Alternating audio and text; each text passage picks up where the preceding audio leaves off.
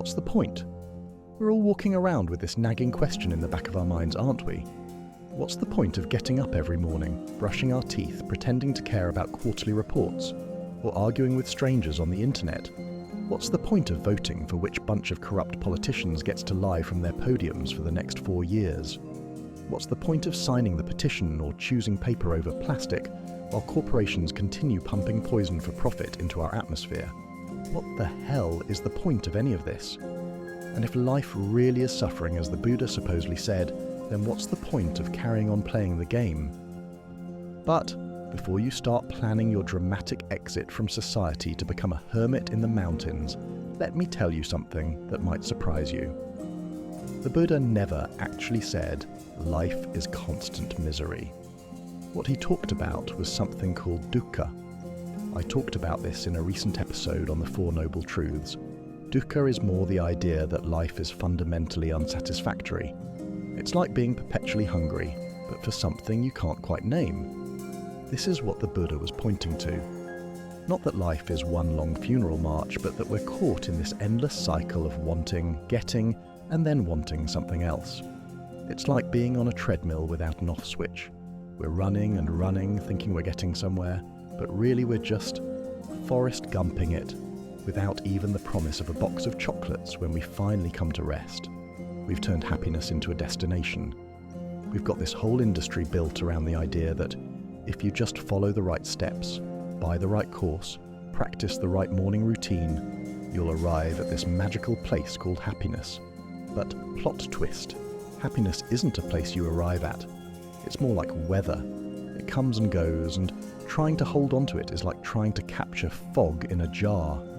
The ancient Stoics understood this too. Marcus Aurelius, who had literally everything, power, wealth, respect, spent his private moments writing to himself about the fleeting nature of all things. He knew that pinning your sense of purpose on external achievements is like trying to send ice cubes through the post in Texas. The goal in Buddhism isn't to escape suffering, or to achieve some state of perpetual bliss where you float around in robes, smiling serenely at everyone, and the Noble Eightfold Path isn't a checklist you complete and then get your enlightenment certificate in the mail. No, it's more like learning to play an instrument. The path, the music playing, is the point. We don't play a symphony to get to the end of it. The practice is the purpose.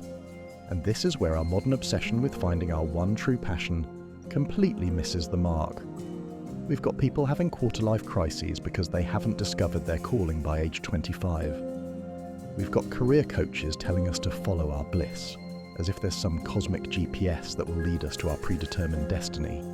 But what if, and hear me out, what if the point isn't to find the perfect thing to do with your life, but to do whatever you're doing with perfect attention?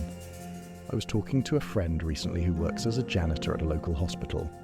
By society's standards, not exactly a prestigious career, but he told me something that stopped me in my tracks. He said, "When I'm mopping these floors, I'm not just cleaning. I'm creating a space where healing can happen. Every surface I clean might be where someone receives good news, or where a family says goodbye, or where a baby takes their first breath." That's what the Buddhists call right livelihood, bringing the right intention to whatever work you do. It's about presence. The Buddha taught engagement with compassion, what he referred to as karuna. When you're suffering, the question isn't, how do I escape this? But instead, how do I meet this with love? If you can make this shift, your pain becomes a doorway to understanding, to connection, to genuine empathy for others who are struggling. Your struggles become the raw material of meaning itself. I watched a movie recently about a grandmother who spent the last years of her life caring for her husband as he slowly disappeared into dementia. By any external measure, those were difficult, thankless years. But she said at one point something to the effect that, "Every day I get to love him is a gift, even if he doesn't remember who I am." She wasn't being naive or putting on a brave face. She had discovered something profound. Meaning isn't something you find. It's something you create through how you choose to meet whatever life brings you.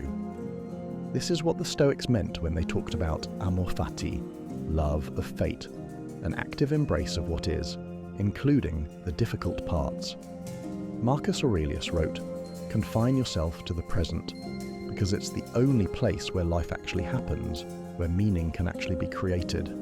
And here's something beautiful that happens when you stop chasing meaning and start practicing it. You discover that ordinary moments are actually extraordinary. Hanging laundry becomes a ritual of wind and flow and renewal. Listening to a friend becomes an act of love. Even waiting in a shop queue becomes an opportunity to practice patience, to remember that you're part of this vast, interconnected web of existence. The Zen masters have a saying: before enlightenment, chop wood, carry water. After enlightenment, chop wood, carry water. If you've been following along with this channel, you may recall I did an episode about that idea too. The activities don't change when you are an enlightened Buddha, but your relationship to them does. You stop waiting for life to begin and realize it's been happening all along. So what's the point? The point is that there is no point, at least not in the way we usually think about it. There's no cosmic purpose you need to discover, no perfect life you need to achieve, no final destination where you'll finally be complete. The point is the experience itself. The point is being fully alive to whatever this moment contains: joy, sorrow, boredom, wonder, frustration, love. The point is this moment. The point is the person sitting next to you. The point is the work in front of you, done with attention and care. The point is meeting whatever arises, pleasant or unpleasant, with an open heart. Perhaps we should stop looking for purpose and start creating it. The meaning of life might be more about turning up imperfectly, but fully present in this moment that will never come again. Perhaps that is the point.